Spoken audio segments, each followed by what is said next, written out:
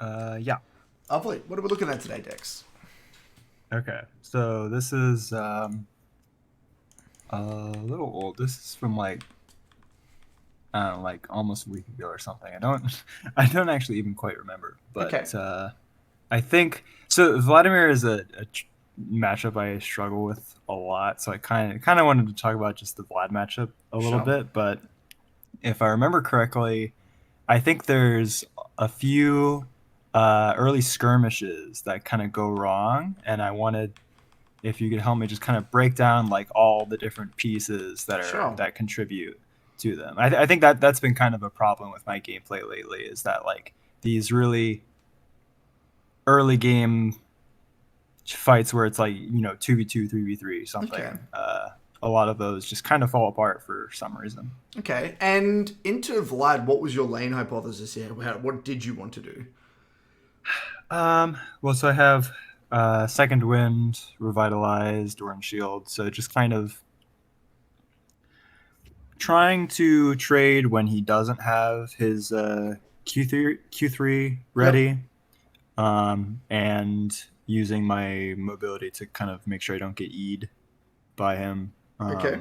And Kind of wanting. Hmm? I was just going to say, in terms of wave management, were you happy with keeping it on your side?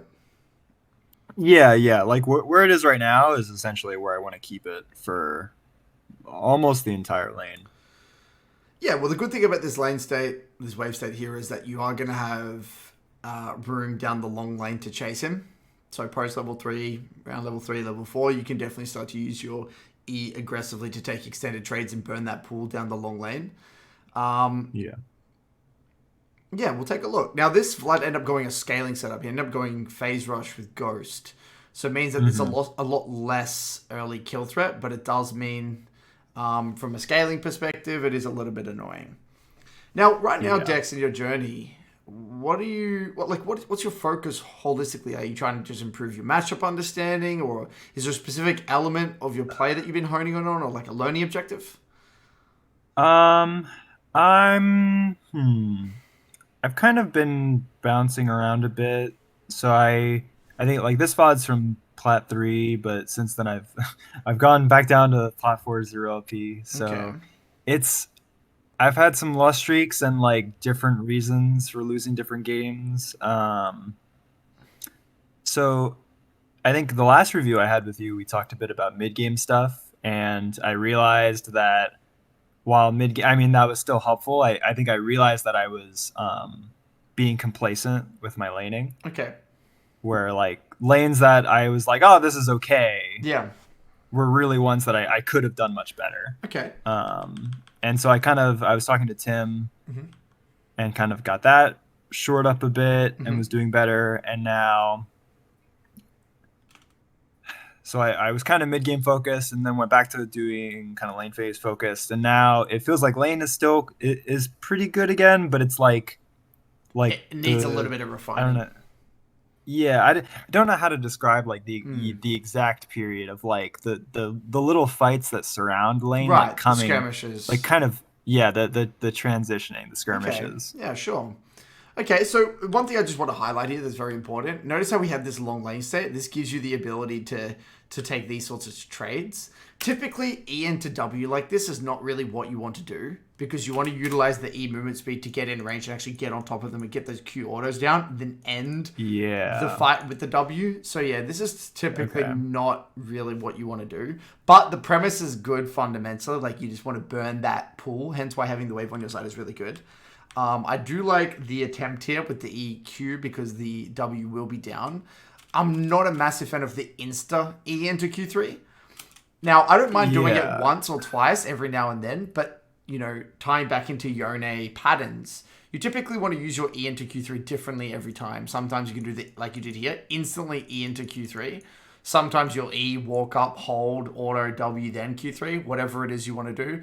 The goal being you really want to overwhelm their mental stack and make it quite difficult for them to know what you're going to do. Typically, though, I would say the highest percentage way of using your E is walking up, Eing, using the movement speed, wait for them to either like panic and then kind of go side to side like that, or even just turn around and Q, in which case you can quite easily land a Q3.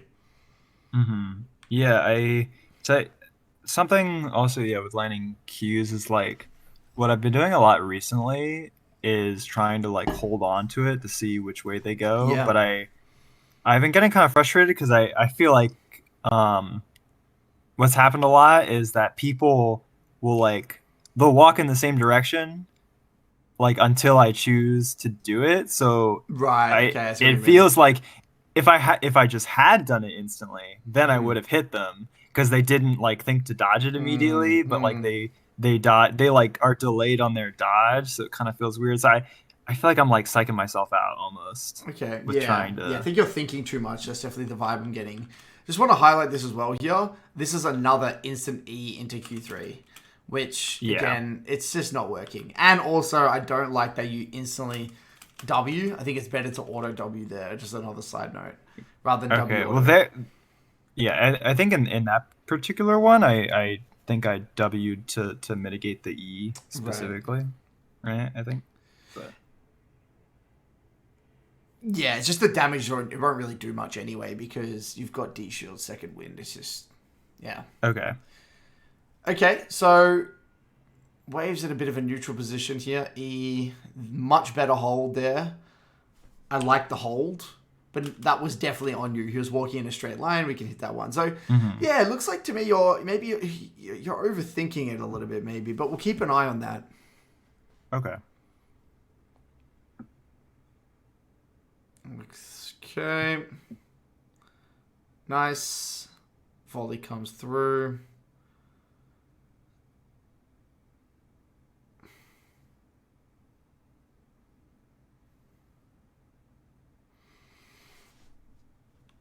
Okay, so let's take a look at this one. So we kind of knew Volley was in that bot side river, or at least in hindsight.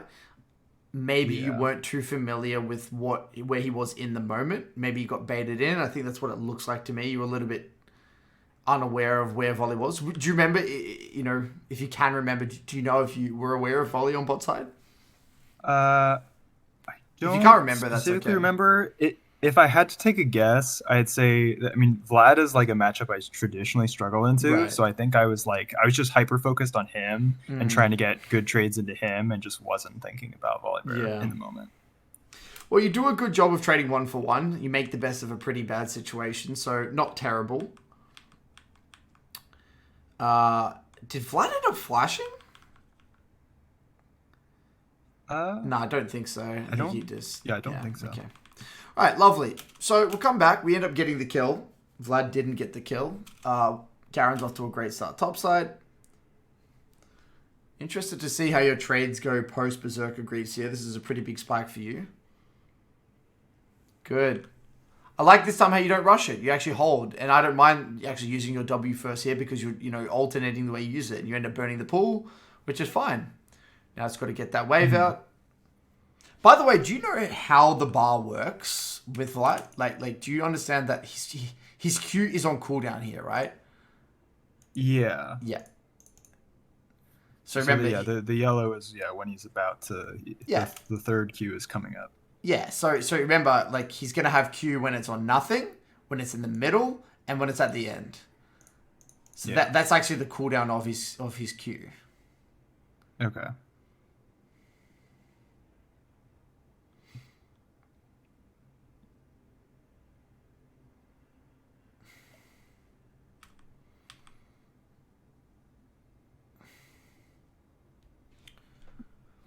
Okay, wave is going to be coming back out here. Very nice short trade, beautiful. This is great.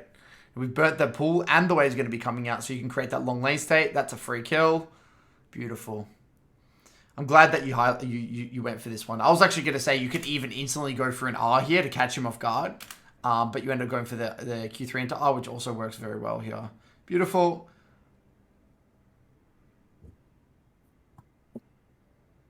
Looks like he's baiting you here a little bit, so just got to be a little bit careful. Good job. Very nice.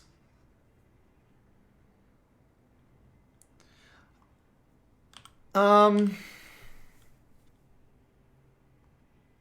Okay, we end up burning the... That was the ghost from before, right? So we end up burning the Yeah. ghost, which was great.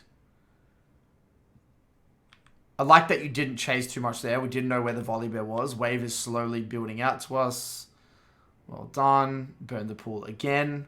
Now, one thing, though, that is making this lane a little bit harder than necessary is that you haven't fully let the wave come out onto your side. So I want to paint a picture for you just so you can really just understand it. Let's say, hypothetically, we took this trade exactly like it was, or we burnt this pool all the way back here. But let's imagine that the wave was here. What would that mean? Like right here. I mean, I guess I wouldn't have kind of the wall in between us. It'd be a little easier to chase him into the river, I think. Yeah. But more importantly, it would be a lot harder for Vlad to walk up and actively queue the minions because he'd be so overextended in the lane. And it gives you so much more room to chase down. Because the problem here is that you've taken the good trades, but you're too scared to posture up aggressively and hit this guy because you don't have good quality vision. Not to mention, he's not really that scared because he's really actually close to his tower. So the key to Vlad, and this is Vlad in general, no matter what champion you're playing into Vlad, like whether it's a mage or an assassin, whatever, there's the two ways to beat Vlad is to punish him via wave clear, and you shove and move and punishing his bad wave clear, or you punish his bad wave control by holding waves, pulling waves, things like that. Okay. That's how you counter Vlad. But you've taken some great trades here. Unfortunately, we don't have the kill threat onto tower here. This is a little bit sketchy.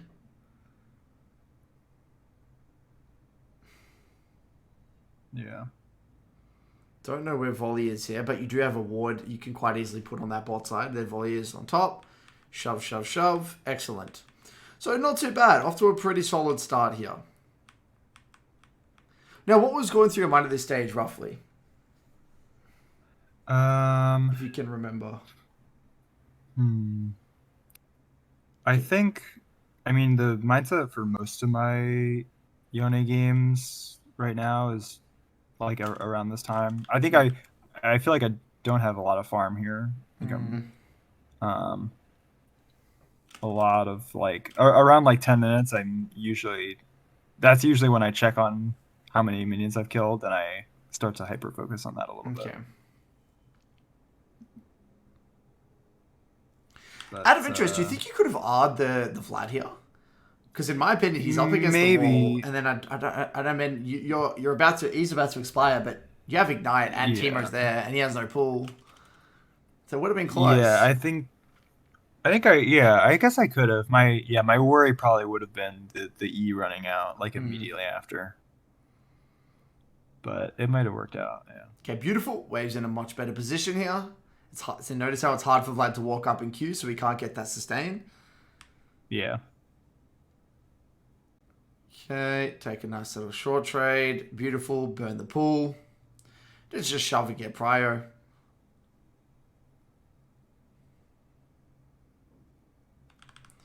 I mean, here I could have just... Yeah, he could have killed here as well. Yeah. Ulted it and guided. Looks like you didn't expect to hit it or something. Caught you off guard a little bit. Yeah. That's probably it. But we still burnt the Vlad ult regardless. This is a great little ward window again. But we see volley bot. We hover. We get a good ward out. I mean, you don't really need to be scared here. You can definitely take them.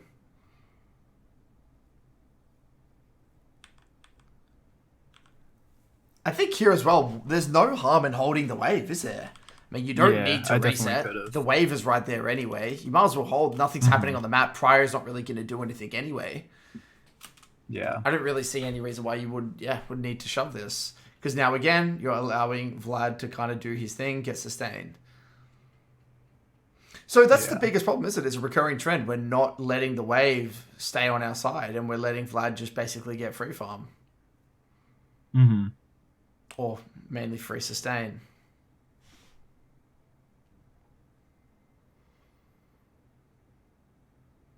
Okay.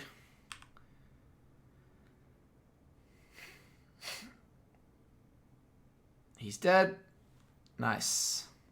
Okay, so you're in a pretty solid position here. We back up the Teemo. A little bit laggy here, but we get the job done.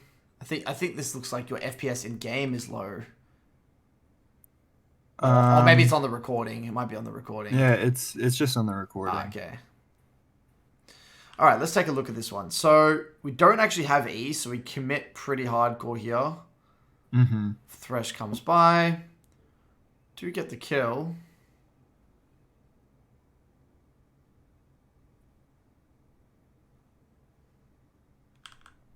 I mean, not terrible. I mean, it would have been nice if we had E, but we just didn't have it. It was a beautiful combo here with the Q3 into R. I think you might have had more success flashing towards your team rather than downwards. Like, if you just walked Yeah. over here flashing Q3 that way, it probably would have made more sense. Um, Mm-hmm. and that way they would have had to walk through the Morgana, which would have made it harder for the Jin to follow you. So, a little bit of a blunder there, but not terrible. We'll continue on a little bit. Given, I think there's a lot here we can refine in the early lane, so I don't think we'll go deep on the mid game. I want to go a little bit deeper on overcoming your mental block versus Vlad and how to improve your consistency in this early lane. All right, so we'll kind of Okay. maybe look at a few more minutes here. Yeah. Oh, right here. So I saw Vlad is up or is going up there, and Yep. I ping this, and I opt to just not follow at all. And in the moment, I thought I was just I'm kind of late on this anyway, and I don't think there's anything for me to do here. And And this is an then I example get of one of those things that you struggle with, right? Like, yeah, we're like I guess really I feel like the only reason I kind of doubt this is that I just get spam pings and it kind of tilts me a little bit. yeah, sure. Um, and I think there's just nothing for me to do here, and I kind of just want to make sure that I'm Yeah. not crazy. Let's break it down. All right, let's break it down. So I just want to go.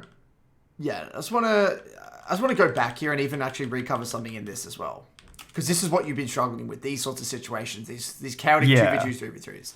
So the way I like to break down each of these situations, that League is kind of like a seesaw between doing things that are coherent with what you want, right? What your champion's identity is, as well as adapting to chaos. Okay, and this is the classic solo queue adaptation. All right, and there's going to be things that happen Yeah. around you, etc. Now, the clearer we are on what we want, the easier it's going to be for us to be able to say yes or no to these plays.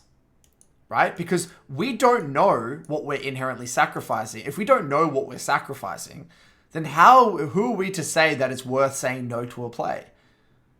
Right? So when in these situations, I like to ask myself, okay, what do I want? Let's say, ignoring everyone else in this situation, I'm a Yone. What do I want? Well, I'm sitting on 13, borderline 1300 gold.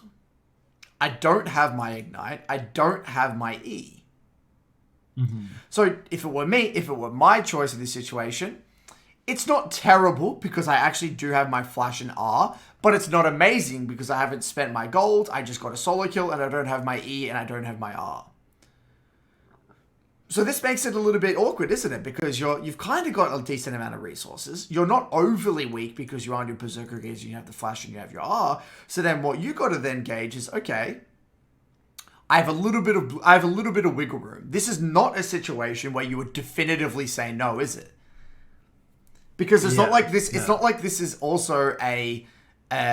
It's not like this team is really far behind and definitely not a win condition. Conversely, it's not like this is your major win condition and you have to say yes. Right? If this were a really fed carry jungler on a team that was 3-0, well, chances are you're going to probably lean more to this side, wouldn't you? So this is a very tough situation because it's not obvious what makes this a good... It's not obvious to say no and it's not obvious to say yes. Therefore, in these situations, if you are unsure, then you go for it. And then my mantra is protect yourself at all times. Okay. Now, here, it's very difficult to know that the enemy, both AD carry and support, are moving up. A little toolkit I have is my support is here. Therefore, chances are the enemy support's going to be here. Right? Yeah. That's a little toolkit I have. Now, the danger of this as a Yone is that you don't have your E. So you're very committed here. So we end up going for the play. You got to recognize going in for this as a Yone player. This is the equivalent of like a Fizz going in without, or using your E aggressively, or an Echo going in without R, or an Azir going in with the ER combo. You got to know that you're going to kill them and be able to get out. If you don't feel like you could confidently burst this member, then there's no way you would be going for this play. Then it's just compensation. So if you genuinely went into this play thinking you could quickly get the kill, get in, get out, then I don't think it's that bad. I think this is actually an alright play. And to be honest, I think you could have easily escaped this if you flashed downwards. So I don't mind this one. I think you actually played this, the decision to go in for that was completely fine. And you end up getting the Jhin flash. So it wasn't terrible. Now, at this point, though, this is very interesting. Look at the situation now. We're not at our balk yet, but what are the most important variables here? Yeah, no ignite, no flash. This is massive. So not only are we not at our key spike, and this Berserker is probably not as impactful anymore because we're, 12 minutes in the game, more importantly, we don't have anything anymore. We don't have ult, flash, or ignite. So if a fight were to happen, we gotta have this in the back of our mind. We don't want to fight right now. As a Yone player, we don't want to fight. So unless it's a very free play, or you have to go for it, then I would rather say no. Now in this situation, Vlad has a little bit of tempo. So now in this situation, let's break this one down. Knowing what we know, right? That has to always be in the back of our mind. Knowing what we want, that has to be always conscious as you're coming at a base. Like, what's our situation? When am I strong? That has to be like, that should already be in the back of your mental stack. I'm not that strong. I don't have these things. Then what you got to do is you got to pan your camera. Now, to be honest with you, as soon as you see Teemo go topside and you see Vlad move, which you should have already put 2 and 2 together, Vlad has prior and your Teemo is moving topside, so therefore Vlad could move. We got to pan our camera. Now, for me, what I tend to do, I tend to click here, then instantly pan, and then as I'm walking, I decide. Now, in this situation, I think it's highly, highly likely that there's nothing you can do because you don't have anything, and you're going to be there way too late. So, in my opinion, I would go, chances are, even without camera panning, danger, danger, danger, you can't do anything, shove mid. Plus, Yone's very good at getting mid plates. So I think you made the correct decision. But it's not good practice to get into. See, notice how you moved without panning? Yeah. You got to pan and move at the same time. Then decide. Okay. In a way, what you're doing here is just, it's actually pointless because you were never going to move in the first place from the looks of things. You actually were never going to commit. So why even waste time? You might as well just go straight onto mid-wave. Yeah. Now, looking at it like this, I think you made the right choice. Yes, I think you maybe could have come and cleaned up a little bit, but I think you made the right choice. What makes this a little bit awkward, though, what I will say, is that the support is here as well. So the reason it's worth mentioning is that generally when the support is here as well, your team is committing a lot of resources, so it is good to commit as well, but I don't blame you for making this decision. Okay. Yeah. So you end up getting 2 plates for it. Yeah, right. I get the wave out, I get the 2 plates, and I felt really good about that. And then my jungler tilts off the face of the planet. Yeah, you just mute them and you just do what you can. But now you have ult. And this looks a little bit better because you have E, you have R, your Teemo and your Garen's coming for reset. We can definitely push them off here. So this is good. Definitely we can R in. Okay. Yeah, just a little bit late here. I think the idea of the engagement's really good. Just a little bit of hesitation. A bit unfortunate. But now we don't have R. Notice how it's a constant swing. Now we don't have R, so we probably don't want to fight, and we're setting on Bork gold. So we probably want to go back, get that reset off. Get our Bork ASAP. Always tying it back to Yone reference points. What does my champion fundamentally want? The clearer we are on that, the easier it's going to be to say no to those situations. This is what we spoke about in the recent BBC episode. You can't play with confidence and conviction without knowing what you're about, what your champion wants, and why they want what they want. Okay, so at this stage, you've now officially spiked, right? You're at your Bork, it's go time. Great. Beautiful. Oh, it looks like you messed up your... Did I reactivate that? It looks like you didn't press Q3 for some reason. Yeah. Bit of a blunder there. Unfortunate. Okay. Well, this one's a little bit sketchy as well, but we'll take a look. Yeah. I mean, if we take a look at this one, right? Like, number one, we don't have R. We don't have, I mean, we don't have, again, the three things. R, Flash, Ignite. All down. The next thing, our jungler is on Raptors. And to be honest, from the way the game is planning out, I think your Garen and your Teemo are your strong other two members. Your main two strong members, I think. So, in my opinion, what makes more sense is just to play for Rift.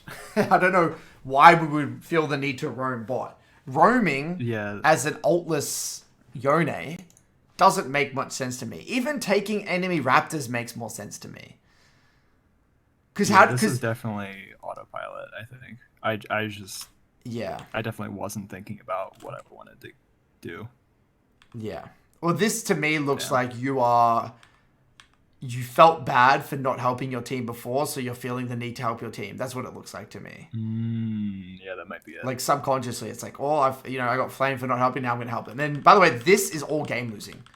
You are a 4-2 Yone. You should be farming up a storm, taking jungle camps, calling for getting that rift on top side, using that rift to BP break mid, playing off your R.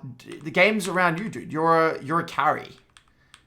This is all, you're losing farm, you're not being efficient, you're wasting time. And then here, you get yourself in a very bad position. Luckily, we end up surviving that, but it comes at the cost of your flash. Okay. Teemo's killing it.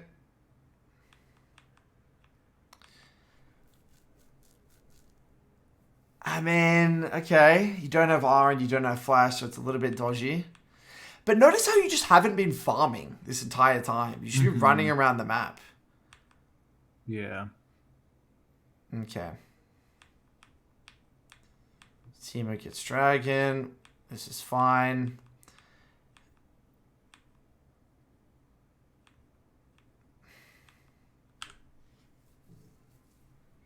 Oh, yeah, this was... Should be able to still kill there. WW. I think after this happens, I'm basically like mentally checked out. I was so sure I was going to kill him here. Oh, you killed with W right there. Yeah. You actually kill him. He dies. Okay. So, there's a few things that jump to my mind in this VOD. And it actually makes perfect sense to me why you are struggling in those 2v2s and 3v3s. I'm glad you brought that up. So I think first things first, there is early lane optimization needed. And I can't tell if this is specific to Vlad, whether it's because you don't really understand how to beat Vlad or you just got Vlad mental blocks or whatever it might be. But it's very clear that your wave management needs work. And the counter to a lot of these immobile champions and, champions that have just one long cooldown self-peel ability, whether it's a Veigar, a Vlad, or whatever, is to hold the wave on your side. But we didn't do that. We didn't let the wave come out onto our side and hold it. We kept constantly shoved. We didn't say no to a short-term trade in order to let the wave come out. So you took good trades, but because you never let the wave come out, Vlad's just able to sustain. And that's how Vlad is able to beat a lot of, especially in the lower elo brackets, that he just gets perma-shoved in. They never let the wave come out. So Vlad just, even if the Vlad takes bad trades, he's just going to sustain off the wave. Okay? Yeah. So this is problem number one. Problem number two is I feel like you're not clear enough on your Yone reference points. And like I said many times within this review, the clearer you are of what you want, the easier it's going to be to say yes or no to a given play. And Yone reference points, obviously you have key spikes. I mean, Zerka's big spike, Bork, big spike, especially with the build path you're going. R and Flash, in my opinion, are quite big. Ignite, very significant. And obviously E cooldown, very significant. These are all significant cooldowns for you and things that you want to actively play around. But the big ones are the R cooldown and, in my opinion, the power spikes. Now, when you're coming out of base, you need to update and just, remind yourself, what do I have? Do I have my R? Do I have my Flash? Am I on my big spike? Am I not? That's going to give you a lot more clarity in terms of what you should be saying yes or no to. The third thing is that I feel as though there's actually 4 things. The third thing here is I would say because of I think there's also you care too much about what other people think about your decisions. You're caring more about the opinions of others, such that more than your own decisions, such that you're scared to fail. You're scared to fail, and this is actually limiting the 4th point, which is your execution of fights, your execution and your skirmishing, the execution of the plays. So it all ties together, in my opinion. The 2nd, 3rd, and 4th point all tie together. You've got some form of anxiety about, caring about what other people have to say about your decisions, and you're scared of failing, scared of getting flamed, scared of losing LP, scared of, whatever it might be, in combination with not being really decisive about what you want. And this is limiting and altering your ability to execute, because I think you're thinking too much when you should be feeling. And Yone is not a champion that you can afford to play without confidence, because it's all about the execution. Does this all make sense? Yeah, it does. So step number 1, in terms of a very actionable learning objective, I think this Yone reference points is something that you could always do in the LoL states, in the major LoL states and miniature LoL states. Remind yourself, what do I have? What do I need? What do I want? What do I want? When am I strong? Always bring it back to the top of your mental stack. Who on your team do you want to be playing around? Who is the strong member on your team? The more information you can process, the easier it will be for you to know if the play is correct or not. If you know that Teemo is 3-0 at that play over here, heading into it, that's very different to you not knowing and then maybe thinking he's 0-2, isn't it? Yeah. Right? Because it's like the play is going to play out very differently. So that's why the LoL states and the amount of information you can process about the game state and what it looks like to you as a Yone player is so important. Remember, the decision, right? The decision to follow or not follow that Vlad roam, here, is actually decided back here, coming out of base. That's when the decision is already made. Okay. Just like the decision to buy a product when you walk into the store is not made when you're walking up and seeing that thing. It's the whole experience. It's how you're feeling heading into the store, right? It's how the environment made you feel. It's everything together, right? It's the same thing. Yeah. So tying this back to the 3rd one, I think that the big thing that I would recommend, and I know it's easier said than done, and it's quite difficult, right? But fuck what everyone else thinks about your decision making. These people, and we actually had, what I highly recommend, Nathan, we actually went over a clip in the BBC. It's the first segment of the recent BBC episode. Did you actually watch that one yet? I haven't seen that one yet. No. So basically, he breaks down a play where he gets flamed. He gets spam pinged by his top laner. And we actually go deep on that. And I highly recommend you watching it, because we break down his psychology, how he was able to mentally deal with that. And the way I frame it though is, these people don't know what you want. Who's the person in this game that knows the most about what Yone wants? It's going to be me, yeah. It's going to be you. So, why would you listen to what other people have to say about your decision when you're the one that knows the most? Yeah, it sounds really silly when you put it like that. So why on earth would I listen to them? Especially in low plat. These are just random plat players, So what I would recommend is frame it where it's that's the only way I'm going to learn. if I don't commit with conviction to my decisions and play in accordance to how I believe what I want to do, then the learning is just going to stagnate. There is going to be no learning.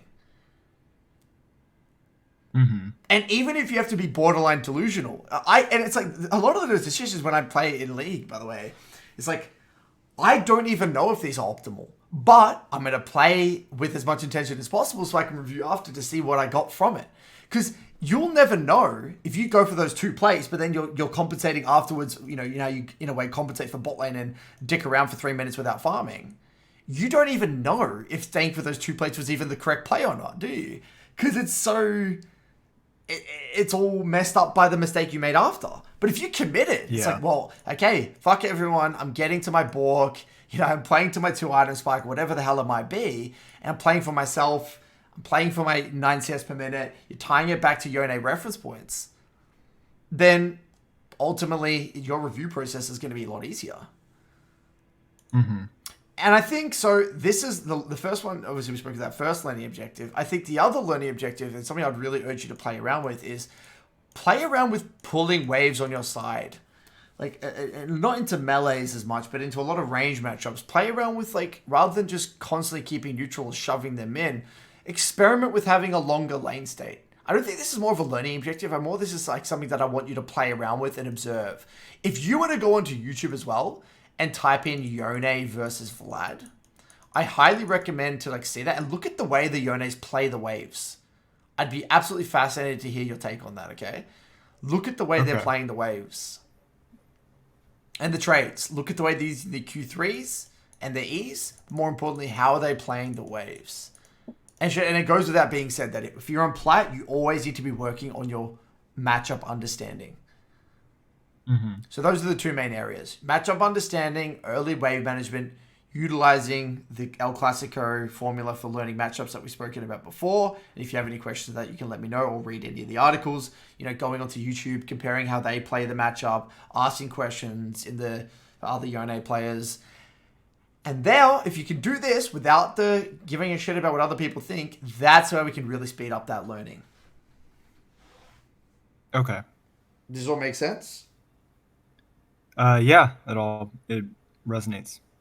So if you have any, from now on, right, if you have any problems with 2v2s and 3v3s, decisions like even that roam topside or that skirmish, clip it. I really strongly urge you to put everything into the VOD's question channel and at Yone mains. Okay. Very, very important, because that's the way you're going to get comfortable with these skirmishes and get secondary opinions and start to think more deeply about these situations. Also, get in the habit of after, let's say you do a 3 block, just drag and drop one of the game. Just drag and drop them into YouTube while you go and do something else. So it's easy for you to utilize the VOD's question channel. Just so you have the VOD available, Yeah. Anyway, any other questions about this one? No, that's it. Thank you so much. No problem, man.